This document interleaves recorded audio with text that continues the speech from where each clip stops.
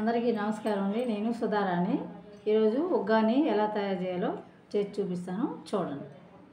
ఈరోజు బొరుగులు ఉగ్గాని తయారు చేసే విధానం చూపిస్తాను, చూడండి.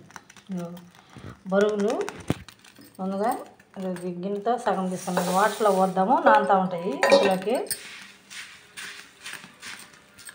తర్వాత 2 పచ్చిమిర్చి సన్నగా కట్ చేసి పెట్టుకున్నవి, ఒక ఉల్లిపాయ సన్నగా కట్ చేసుకున్నాను, ఒక టమాటా సన్నగా కట్ చేసి పెట్టుకున్నాను, కరివేపాకు, తాలింపు గింజలు, ఇవి తినే శనగపప్పు మిక్సీకి వేసి తీసుకున్నాను ఈ పొడి, కొత్తిమీర, ఒక అర స్పూన్ పసుపు, కారం ఒక అర స్పూను, సాల్ట్ ఒక అర స్పూన్, రాక్ సాల్ట్. ఇది ముందుగా బాండీ పెట్టి ఆయిల్ వేసి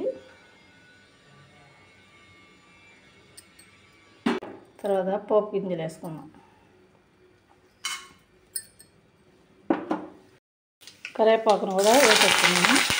వేసుకొని పచ్చిమిర్చి, ఉల్లిపాయ, టమాటా వేసుకున్నాం.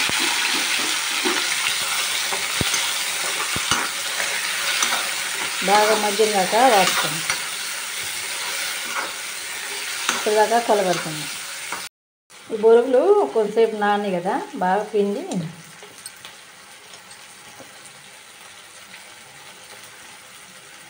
దీన్ని వేసేద్దాం.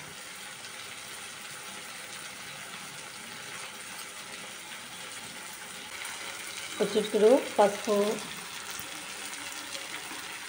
ఒక అర స్పూను సాల్ట్, ఒక స్పూను చిన్న స్పూన్తో కారము వేసేస్తాం. దీన్ని బాగా కలవండి.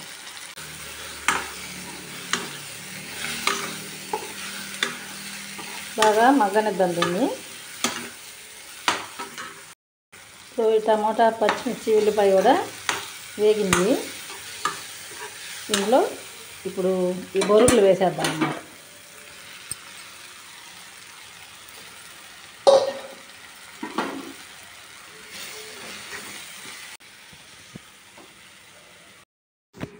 స్టవ్ ఇది తినే శనగపప్పుని కొంచెం మిక్సీలో వేసుకొని పొడి చేసి పెట్టుకొని ఇది వేసి కలిపెట్టుకోవాలి. తర్వాత వేయించిన వేరుశనగపప్పు కొంచెం అండ్ కొత్తిమీర వేసి కలిపెట్టుకొని దించుకుంటే ఉగ్గాని రెడీ. బాగా కలిపెడదాము, దించేద్దాం. ఉగ్గాని తయారు చేయడం అయిపోయింది. దీనికి కాంబినేషన్ బజ్జీ. ఈ ఉగ్గానిని తయారు చేయడం కింద టేస్ట్ చెప్తాను. చాలా బాగుంది. దీనిలోకి బజ్జీ కాంబినేషన్.